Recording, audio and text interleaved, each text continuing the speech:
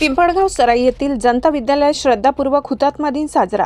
देशाच्या स्वातंत्र्यासाठी आपल्या प्राणांची आहुती देणाऱ्या अमर हुतात्म्यांच्या पवित्र स्मृतींना अभिवादन करण्यासाठी दरवर्षी 30 जानेवारी रोजी देशभर हुतात्मा दिन पाळण्यात येतो।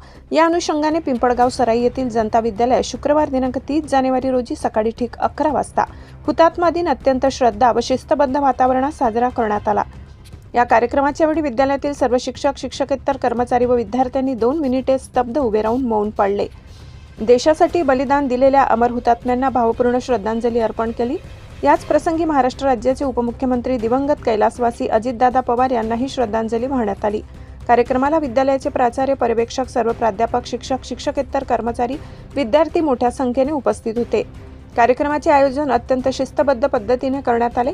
कार्यक्रमाचे प्रभावी संचालन ज्येष्ठ शिक्षक श्री गजानन पाटोळे यांनी केले।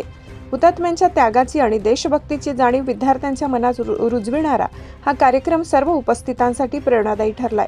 पोलीस टाइम्स मराठी न्यूजसाठी मुख्य संपादक जावेद शहा यांचा खास रिपोर्ट।